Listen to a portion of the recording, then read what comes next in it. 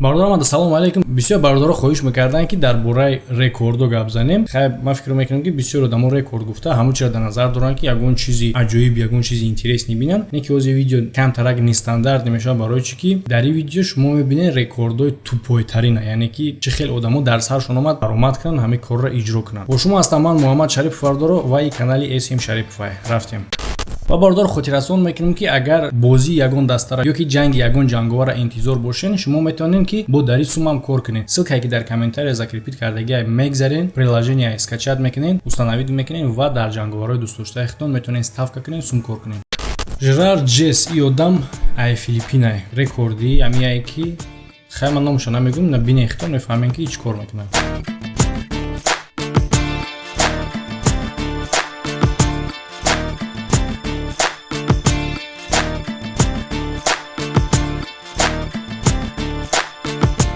яъне ки чӣ коре анҷом мета ки рекорд мешавад. 5 шама ба навбат мекушад. Барои рекорд анҷом додан дар кор мешавад я тахтача, даблош, 5 та шам, я турба ва жуткаи вайрон. Кевин шелида намефора ва ғазабӣ мешавад ки постоянно зани ӯро мегуфт ки кришкаи унитаза маҳкам кун. Як рӯз ғазабӣ мешавад, мегира кришкаи унитаза ба сараш мезана, мешкана. Ва вақте ки ба фикрам дар сараш ҳамон кришкаи унитаза мезана, дар ҳамонҷо махсус микробое ҳастае ки дар сари ӯ медурояну ва ӯро мегӯянд ки братан, биё ҳамин рекорд мекунем. баъд карочи ҳам хеле фикр дар сараш мезана ки ҳамин кора рекорд кунад. Ва ҳамон микробо дар натиҷа праф мебуроянд ва ин одам ҳамин кора рекорд мекунад.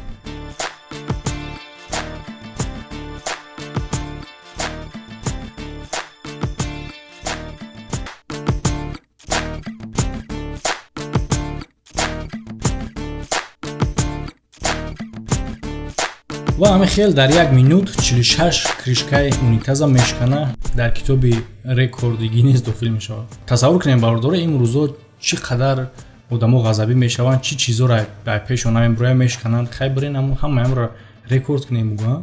ҳамин кор дар сари ман гузаштагӣ буд, не ки дар ҳолати ма ноутбук буд, кришкаи унитаз набуда, не ки ва ма ӯро ба сарам нашкастам. ва бо даҷа гапае ки ин чизоро худд меоварда бошӣ ё ки ҳамин организатсияи рекорди Гиннес агар ки худшон биёранд мешавад бурай ҳамҷо 46 ноутбуки дигара бишкани, не ки агар бигӯянд худд бихар биёр дафшка. ин хеле ин вариантш намешавад.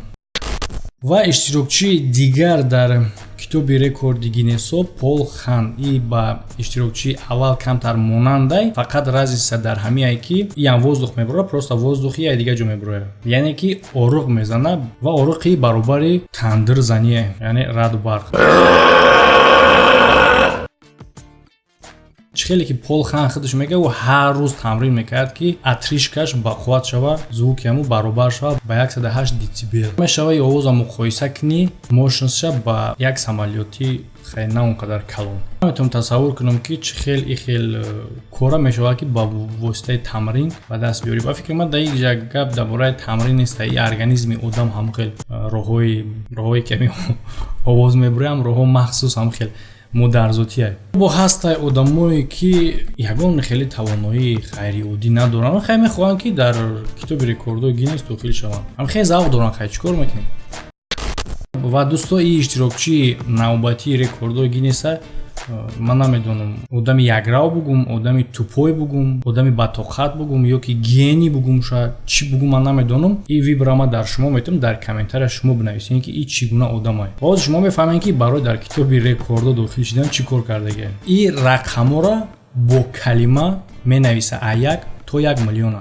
яъне чӣ хел 1 менависа 1, 2 менависа 2, 3, 4, 5 ҳамин хел то 1 миллиона. ва ҳама ин кора мекунад дар бумага бо ёрдами мошинаи печаткунӣ.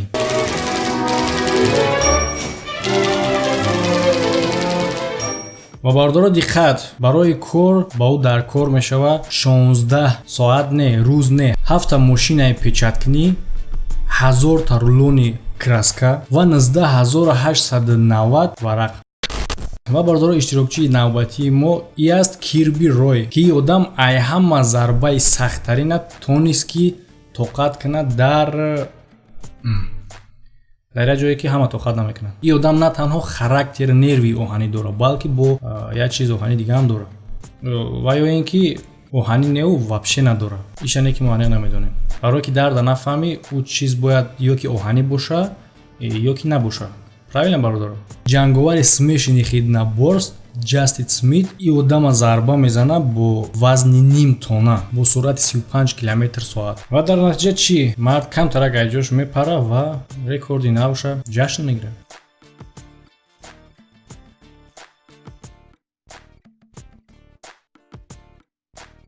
ва мегзарем ба салому паёмои шумо ва албатта ки шӯхиётон ки дар комментария кардем. Ва дӯстои ачино гуфта намонад ки блогерҳо савол додагӣ буданд, ҳатман видео дар ин мавзӯъ мешавад. Просто ки дар канал дига подписчикам ҳастанд, мақсад фақат темаи блогерия нақапем, дига подписчикорам фикрша кардан да кора. Не ки ҷавоб дар саволҳои шумо ҳатман мешавад.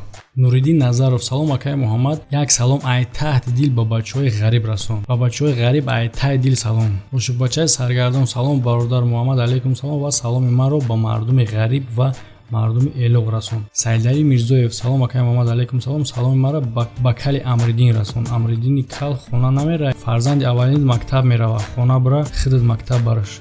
Ба акай Амриддин табрик мегем барое ки аввалин фарзандаш рӯзи аввалини мактабравиш мешава. Ба бародар бурдборӣ, ба фарзандаш саломатӣ. бале бародар, агар илоҷиш боша бира бо беҳтарин мешавад, чунки ин рӯза фарзандите то охира ба ёдаш мегира места. Дар хеле рӯз ҳама падару модаро фарзандошона мебаранд. Агар фарзанди шумо тоқа боша, мақсад хеле психологич удари безеб мешавад. Файзов ТВ: салом ба акай Муҳаммад, алейкум салом ва ба ҳамаи подписчикош. Гап нест акай видеода. Аҳмад брат бошӣ. Абу Убайдулло: салом алейкум сози тенҷи саломатит хубай акай Муҳаммад, алейкум салом раҳмат брат. Шукронаи Аллоҳ. Саломи мара ба бачаҳои Навоӣ расон. Некрӯз Раҳмонов: салом алейкум ба ҳама, алейкум салом. Дунёи ман: салом ай номи Ҷобиров Шодибек ба Калхозобод ва деҳаи Фурудгоҳ. Ҷалил Д13: салом алейкум, алейкум салом. Гап надорам акай Муҳаммад, саломат бошӣ брат. Ошукбачаи саргардон: афанди дар роҳ зиқ рафтест, ай пешош я мард меброя. Мега афанди мепурсад чӣ бай қазиқи? Афанди мега занак сир карда ай хона. Мега зиқ будай. Афанди мега ман зиқ нестам, ман зана ҳурмат мекунам. И афанди тира биё браҷон то метеми хеш мекунем. Афанди дар роҳ зиқ рафтестай, ай пешаш ошнош меброя. Мега афанди чӣ бай қазиқи? Баъд мега занак ай хона сир кард. Мега албат занкалон я метарси ай занат. Не, мега ман занкалон нестам, ман просто зана ҳурмат мекунам. Вақте ки сир кард настроение надошт, ҳичи нагуфтам, буромадам омадам. Садои Ирфон: рӯзи як лойхӯрак субҳи саҳарӣ ба берун биромада офтоба нигоҳ карда истодааст. Аю параш я лойхӯраки дига биромада шумои қақошрӯ гуфтай. Ин лойхӯрак гуфтай: ай баe шарм намедорӣ? Охи ман танад мешам.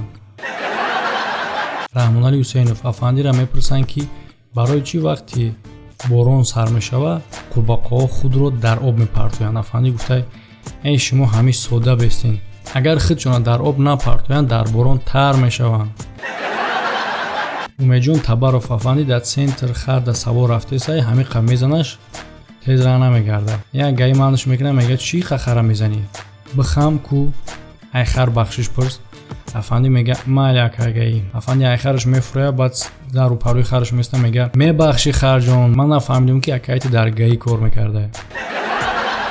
Умеҷон Табаров: як рӯз ҷураи афанди ай афанди мепурсад: та ай занат метарси? Афанди гуфтай: не, чӣ ба метарсам? Ман хонара мерум, ҷомашӯям мекунам, говора меҷӯшум, кӯдакора нигоҳубин мекунам.